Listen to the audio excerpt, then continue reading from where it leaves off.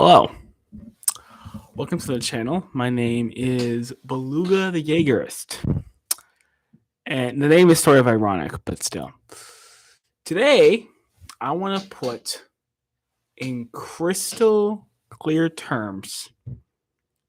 Hello, if you just hop onto the stream, hello, how are you? I want to make in crystal clear terms. Oh, welcome to Dopest Show. I see that you're here. Thank you for joining. I want to make in crystal clear terms what Eren's goals were. Okay, since he kissed Astoria's hand, what his goals were. And I also want to explain why it's good for the story. So we're talking about what his goals were, why it's good for the story, and bonus question, what is a simp? Okay, what is a simp? All right, so that is what we're going to be getting into today. Now, Eren's goal from season 1 to season 2, from season 1 to season 2, his goal was to kill Titans and to punish Reiner, Annie, and Barathol. Okay, Romeo, nice. Is there a way I can't bring the chat? Can I bring the chat to the pin? Oh wait, no. Is that how you do it? Let's see. All right.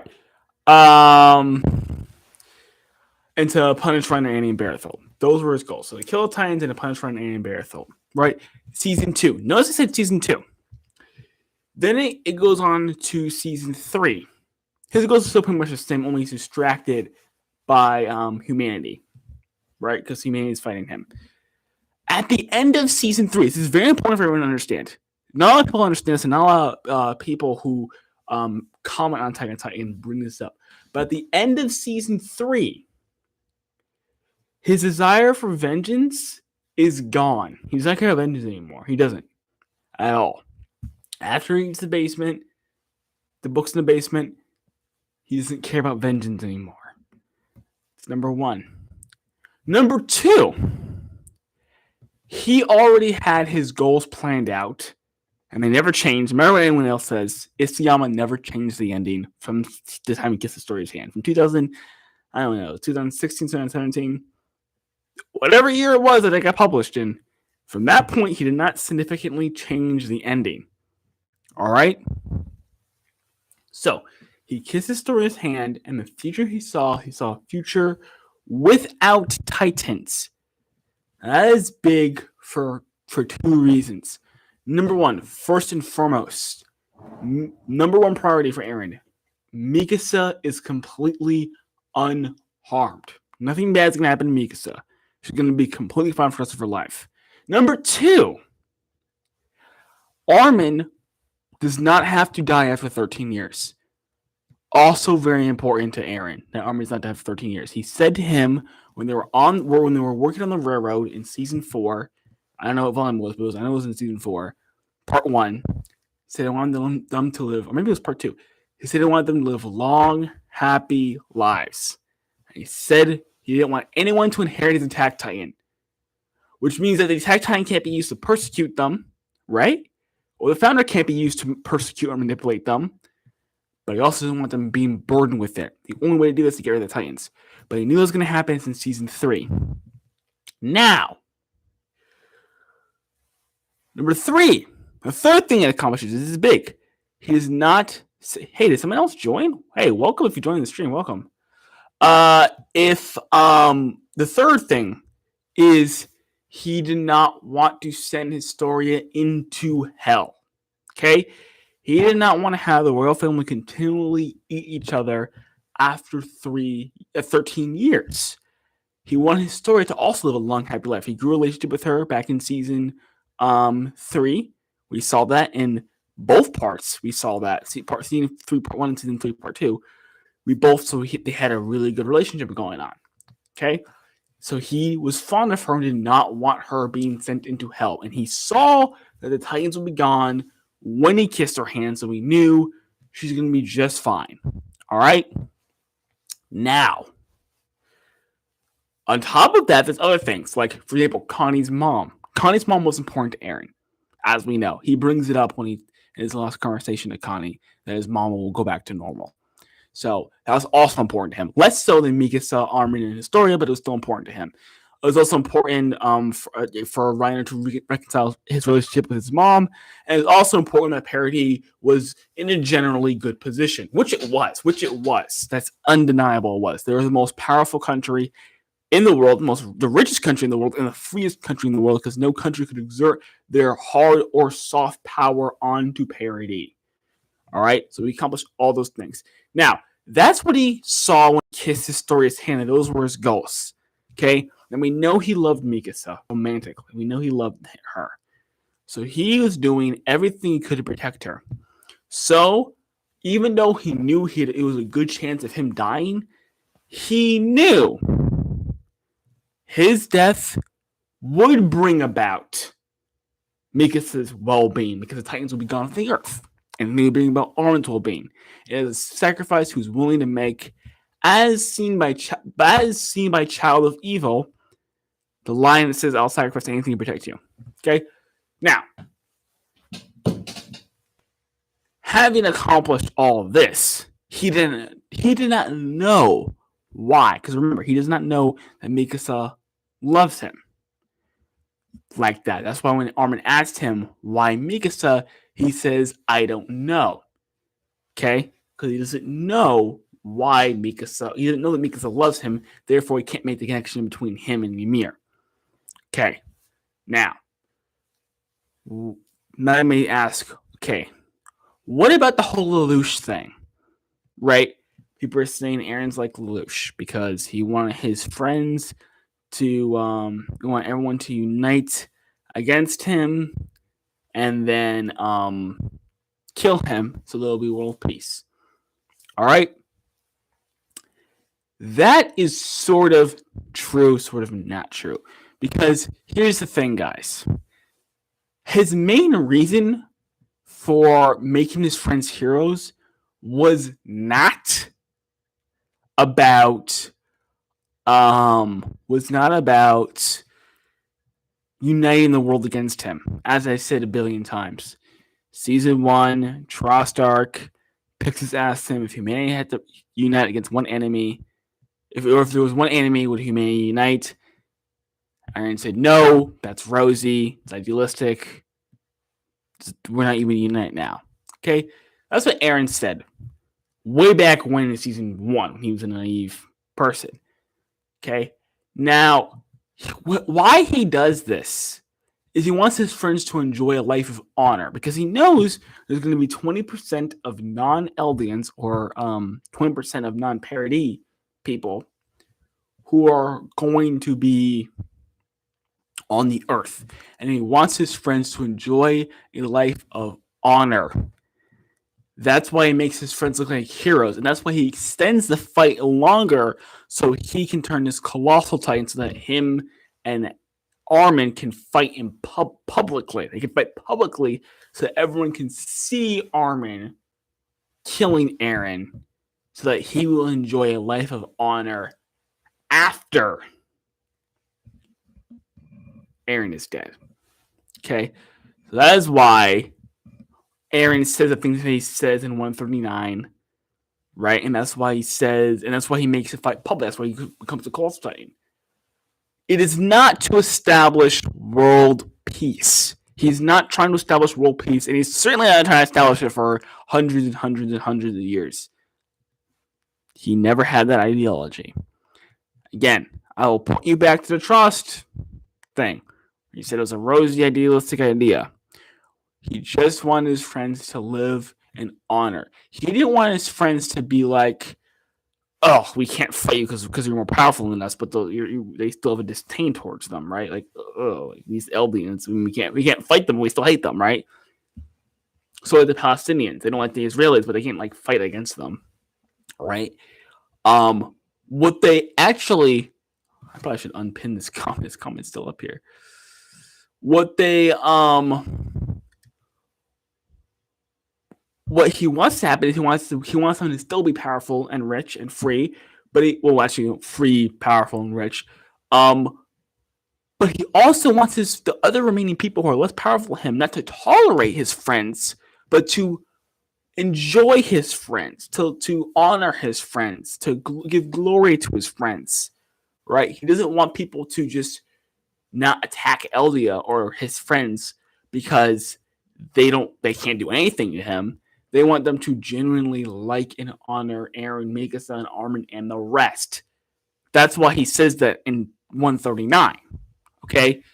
He's not pulling a Lelouch in the traditional sense. Okay? Now, why is this good for the story? Why is this good for the story? Because a lot of people were complaining that, Jaegers were mad. I actually don't think a lot of Jaegers were mad, but Jaegers were mad. Eren Historia shippers were mad. Other people were mad about the situation who want the Alliance to win. They were mad. Right. I think it's an excellent idea. And here's why I think it's an excellent idea. Because remember Death Note. Incredible show. Right? But here's the thing about Death Note. Death Note had actually, the author admittedly had less direction. He had less direction than Isayama. He wasn't really trying to do anything special. It was a great cat and mouse show. It's a great show. Great detective show. But it doesn't really have the substance. Like, think of Knives Out. Amazing mystery, right? But no real, substance. Like Dostoevsky has substance. Orwell has substance. Twain has substance. Right? Death Note did not have much substance. I mean, it did, but the moral messages were conflicting and unintentional, as the author said himself. So when they came time for the ending, I was expecting something amazing because we always thought Death Note was going one way and then it went the other way, right? We always got our expectations subverted, and something cool always happened instead of what we thought was going to happen. So when we were faced with the two options, either L gets killed or captured in the warehouse, or L kills everybody. I was sitting there. I mean, I wanted L to win, but I was sitting there like, okay, I'm just along with the ride. I'm just excited. I'm just excited to get things going. Okay? I know that it's obviously smart, and he always has a plot twist, and there's gonna be some cool third option you never thought of before, and it's gonna be really cool. And then womp womp womp, it ends up becoming an extremely predictable ending where the bad guy ends up dying. And for you anime watchers, just a quick side note, and I promise this is going to be a quick side note. For you anime watchers, in the manga, the Death Note actually has unlimited pages. So there's no way they could have replaced all the pages.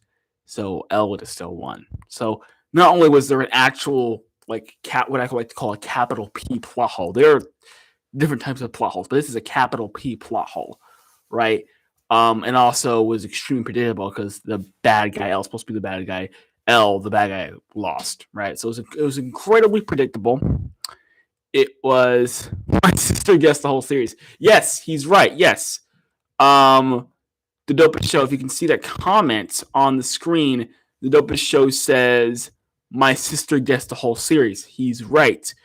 After the first few episodes, we asked her, well, how do you think this is going to end? And she says, I think that either L is going to get killed or L is going to kill... sorry, when I say L, I mean Light. I probably said L sometimes.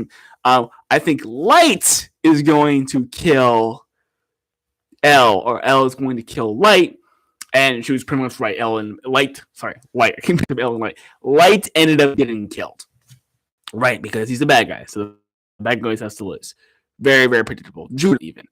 Okay, so that is... So Eren having two set goals set out. Either the Alliance stops him and saves the whole world, or Eren completes the rumbling and buys them some time. Some time for role play, some time to get ahead in the arms race.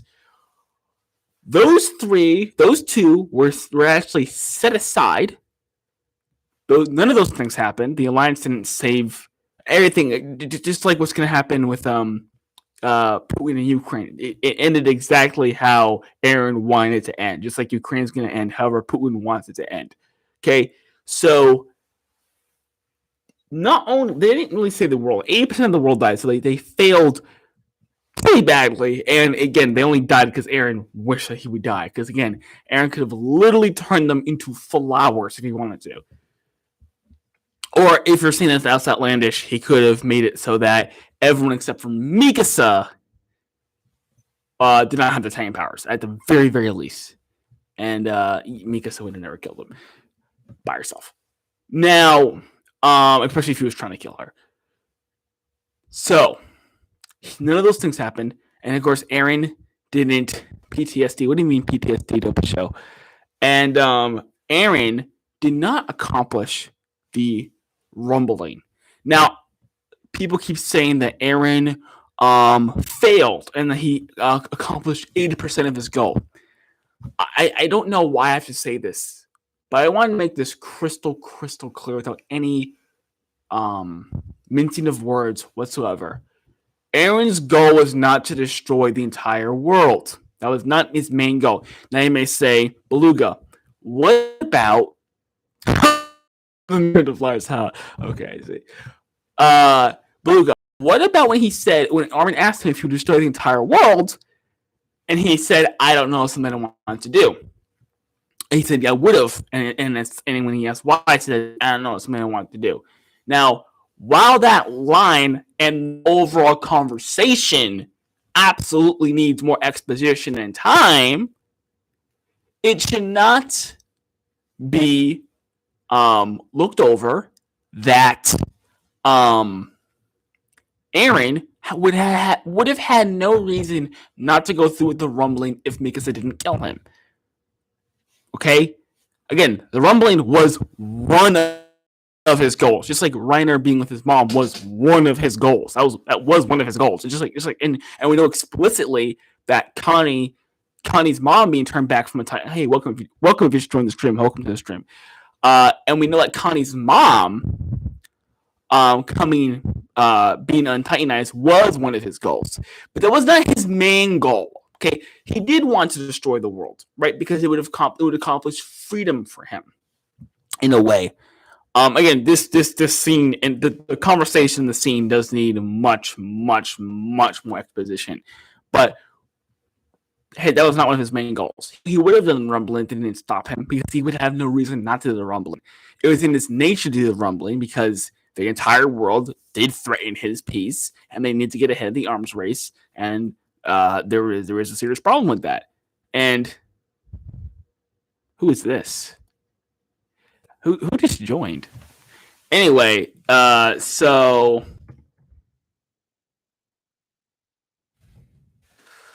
what was I saying?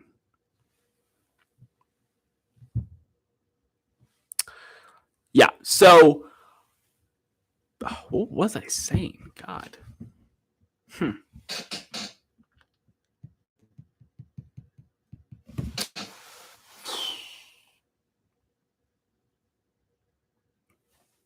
God, this is so weird. Yeah, that was not one of his. That was not his main goal was rumbling. He did need to wipe out the world. The world was a serious problem for him, and they were threatening his freedom, and they had more advanced military technology than him. So, and he always was trapped, and he was never able to fully exercise his wishes. And so doing the rumbling has been the ultimate form of freedom for him. That's why I think he says freedom on top of the clouds, right? So he would have done it either way, but that was definitely not one of his main goals, not even close. Okay, so there's a third person on. Well, this is the highest I got. Thanks, guys, for joining on. Oh, you just left. Okay, anyway, so that is from Eren's perspective, the rumbling and his actual goals. Now, having a third option, having a final plot twist, not only is really cool because the audience gets something new, fresh, and original. We do not see this a lot. Because see, I'm my channel name, Beluga the Jaegers, right? I did want Eren to succeed. The alliance was their Their arguments were very, very weak. I mean, we had Hanji literally breaking down, saying, "Yes, I know Eren's right, but genocide is wrong." Like that was her, just the weakest arguments. Like, "Oh, we can still talk and have a peace agreement." It was all nonsense, right? Um,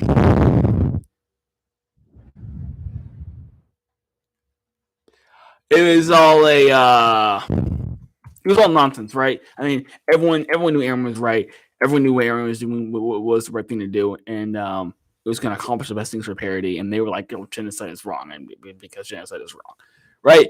And so I was rooting for Eren, and of course, Eren's big guy. I was rooting for Eren, but I knew Isayama. See, I had hope for the author of Death Note, but Isayama, I knew is special. Isayama is special. There's not, I don't, Death Note and Attack on Titan do not deserve to be compared, and it's unfair to Death Note because Death Note is significantly shorter than Attack on Titan, and Attack on Titan takes advantage of every single page and every single scene.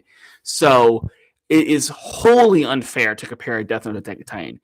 Right, to Death Note, and Attack on Titan blows Death Note out of the water. Not even the same category. Death Note is, it's nothing, right? It's gonna be forgotten in a generation, maybe 2 generations. It'll still be lingering around. Attack on Titan is classic literature. It is exceptional, phenomenal, sublime, quintessential classic literature. Okay, now, so I knew Isayama was going to come through first. I knew it was not going to be as simple as, well, either Eren kills everybody or the Alliance stops him. I knew it was going to be a third plot twist, one final plot twist. And again, like there was a small section of fans that still didn't understand the meaning of the first episode. And I'll get to that later. Now, so we get one last giant plot twist where not only did Eren plan to sort of, because he didn't know he was going to get killed, but he did know there was a high possibility of him being killed. Not only do we know that Eren planned for this entire thing to happen since the start, not only do we see Ymir retroactively in the story and why Mikasa is written the way Mikasa is written, we get a deeper satisfaction in Eren's motivations. Listen, I don't care. I know you guys are so obsessed with the Chad Eren persona. I know you guys love Mr. Keep Moving Forward. Okay, I love that. I love that Eren too. All right. The problem is, I love Mikasa and I'm going to die for Mikasa Eren better. And we are going to talk about what a simp is. We're going to talk about the whole simp conversation later.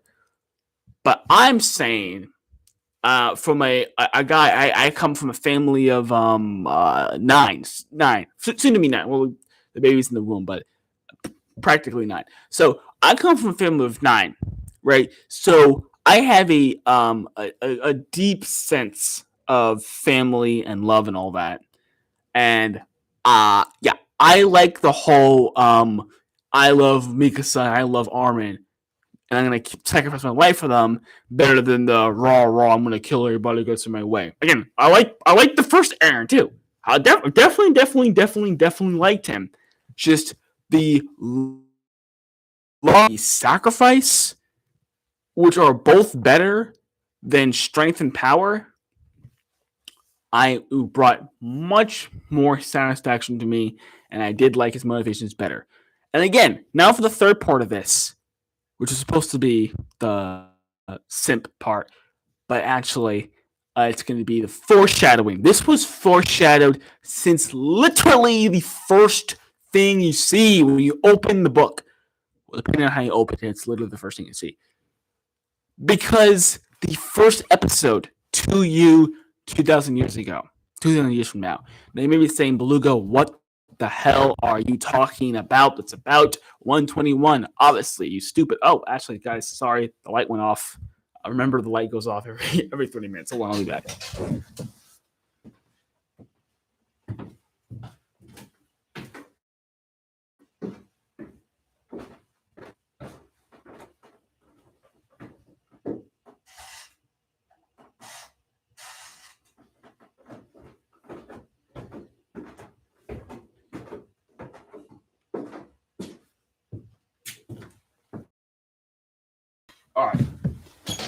Sorry for the delay, but this was to you 2,000 years from now. That is not referring to 121 like you think it is. Okay? And you're about to get something really wild that I've never heard before from anybody. But listen, the first episode is referring to Mikasa.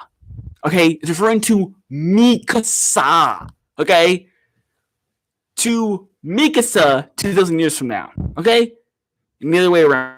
To Ymir 2,000 years to Mikasa 2,000 years ago. To Ymir 2,000 years from now. Okay, it's about Mikasa. And here's a wild thing. Here's a really wild thing from that. Say, the first time we really get an in-depth look at Ymir is an episode that gets brought up on. Okay, to you 2,000 years from now, right? That is the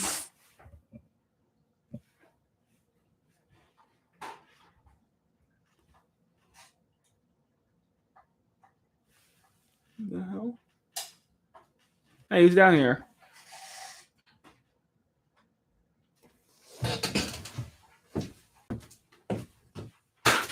Oh God! Bro, stop! Go upstairs. This is public. Go upstairs. God. That's a pretty cool setting. Yeah, thank you. Go back upstairs. This is live, bro. Anyway, I'm gonna now I have to edit this out.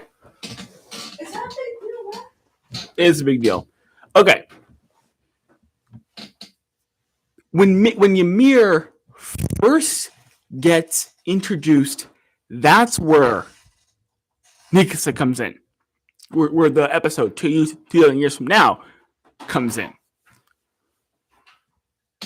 Because Mikasa and Ymir are paralleled. They're connected. Okay?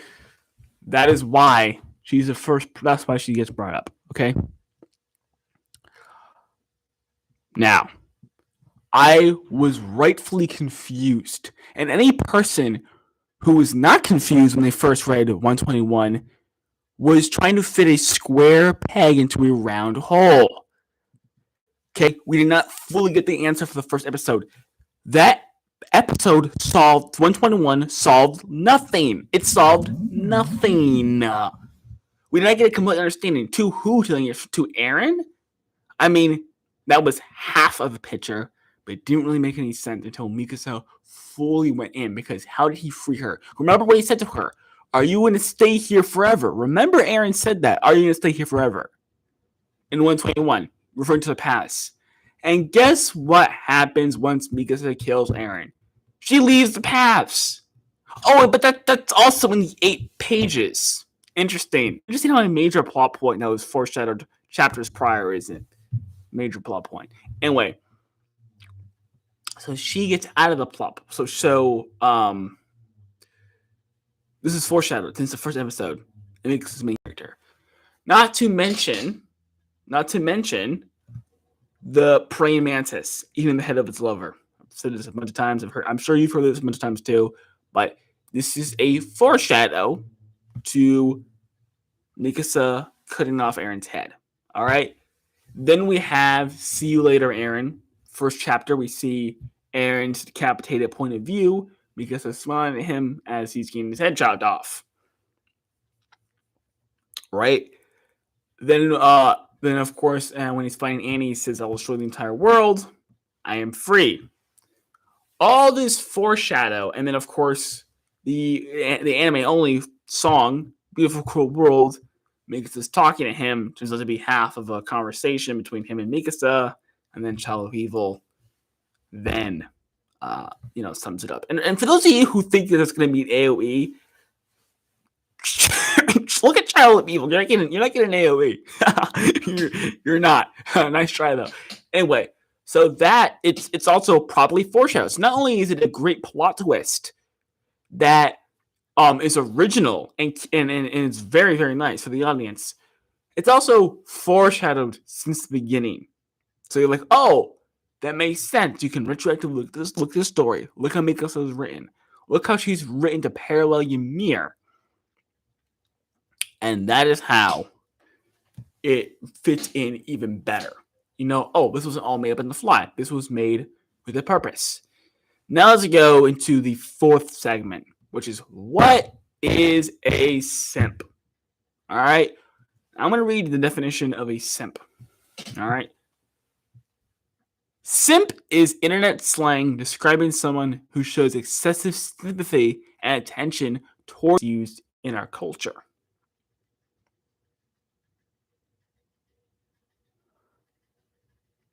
Hey, comment if you're still on. If we're still on, please comment. Because last time I did this, my entire video got deleted, so I want to make sure. If the stream is still live, would you do me a favor and please comment? I want to make sure that I'm not gonna have my entire stream deleted. Because last time, I think we're good to go. All right, so I take serious issue with the definition defined prior and how the term is used in our culture. The stream is off. How are you commenting then? How are you commenting the stream is off? Is it actually off? Okay, anyway, so he was joking. Okay, the stream is still on. Okay, so because what is way too much? If my sister asked me to get her a cup of water, 2 times a week, 2 times a day, every week, and I always do that for her, and she never gets me a cup of water, am I a simp? Or am I just taking care of my sister? If my girlfriend says that she wants a hug from me, or she wants more affection, if she says that she wants a hug from me, or she wants more affection, I give her affection, and that affection is not reciprocated, am I a simp? No, of course not. Right? You're not a simp because you do things that are affectionate. Way too much. I think what they're trying to say is a person like a gold digger. If you're constantly buying your girl jewelry and she's clearly just there for the jewelry, then yes, you might be a simp, but you're a loving person who's been taken advantage of by someone else. You want to take care of your loved one, so you do stuff for them, and they just took advantage of your kindness, right? So I guess you can call that person a simp, but still, you understand how problematic this is. You guys are whining about how Ymir is problematic. Ymir's relationship is problematic. How dare Sayama depict a problem in society? But you get to call Eren a simp. That's problematic. Now, number 1, the feelings are mutual. Mikasa loves Eren, and Eren loves Mikasa. So the feelings are mutual. Number 2, ask any husband, ask any wife, hell, ask any girlfriend and boyfriend for that fact. But particularly ask the husbands. Do you think sacrificing your life for your wife is too much? Or do you think it's the proper thing to do if need be? That's not too much. He sacrificed his life for her so she can live a long, happy life. And he positively affected lots of people, from Mikasa down to Falco. So remember, Falco's going to die soon. Falco gets to live. Aang gets to be with her father. Ryan gets to reconcile with his mother. Connie gets his mom back. Whole bunch of amazing things happen because of his sacrifice. Now to this guy's point, when he says bucket girl, he's referring to Ymir Fritz, right? She's not a simp. I don't think she's a simp. She's just a manipulated woman who's been taken advantage of, but she is a murderer. But Eren is not a simp. He's just a guy who loves a woman. He's a man who loves a woman, right? And he sacrificed something, lots of things, including his own life, to protect her, to make sure she was good. And he also sacrificed his life for his friends, and it positively affected, very, very deeply positively affected a lot of people. Okay? So, calling Eren a simp is ridiculous because he was not manipulated by Ymir, number one, because people think that. He did this out of his own free will so that Mikasa, particularly, and his friends could live long, happy lives. Notice I'm not really bringing the parody a lot in this video. This video is all about Eren's goals. Parody was really not that important to him. He was not that much of a patriot. He was more of a husband than a patriot. Okay? He did care about parody, and he did accomplish a lot for parody. He got parody to be, again, the most powerful country, the richest country, the freest country. They were completely protected at all sides, and they got ahead in the arms race. So he did do a lot of parody. No matter what war happened, he did a lot for parody. And things would have gone significantly worse had he not did what he did. Or it could have just been a civil war. Now, but his main goal, his main goal was protecting Mikasa. And Eren was definitely on that list, and so was Connie, and so was Reiner and Annie, and all that. Because again, he did spend time. Remember this: he spent time talking to Connie individually. He also spent time talking to Annie and Reiner individually. He did that. Those are important to him, just like the Roman was important to him. But that's what you call a layered character. Okay, you have layers going on there. You have the lover, right? The husband, right? Then you got the friends. Then you got the forgiven traitors or enemies. That's a really complex layer. And then you got the patriot. You got all these beautiful layers synthesizing and coexisting with all their beautiful nuances. And I think it's too much for your small brains to handle. And so you throw up on your keyboard and you call Eren a simp. He's not a simp. He's a layered character, and he loves a woman. I don't know what's so bad about a man loving a woman and sacrificing his life to protect his woman. One of my favorite books, King Arthur, right? The only thing that Eren was missing was chivalry. Well, and Christianity, but chivalry too. He was missing chivalry. He loved protecting his friends. He loved killing titans. He loved being a badass. He loved moving forward. He loved planning stuff from the start. He loved doing all that. But he wasn't very chivalrous. And then we see him do something incredible. So his motivations are better. And it's a great plot twist. I'm like, damn, his motivations got a lot better. And he's protecting a woman he loves. No, he's not a simp. And no, he does not want Mikasa to think about him for 10 years. No. He said that because him and Armin were having a bro talk. And again, just like when Carla said, don't go, those were her last words. She said, don't go. Which means that she wanted them to turn around, go back to her, face certain death, and then not even save her. She didn't mean that.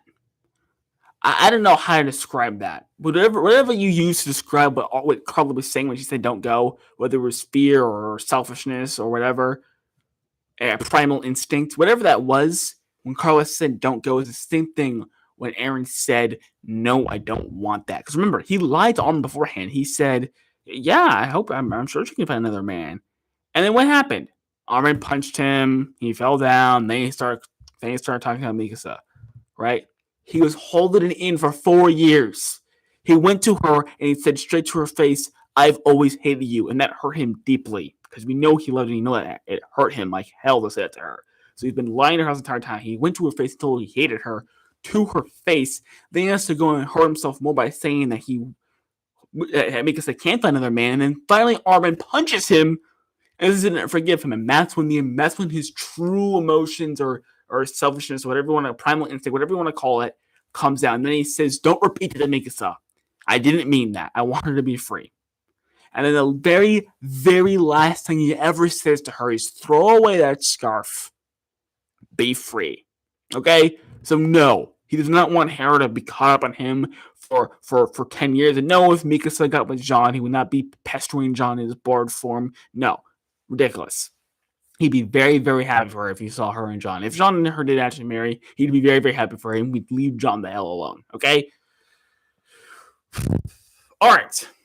So I hope that video made things very, very, very, very clear what Eren's actual goals were, how much of a layered character he is, why it's good for the storyline, how he's not a simp, and how it was foreshadowed since the beginning.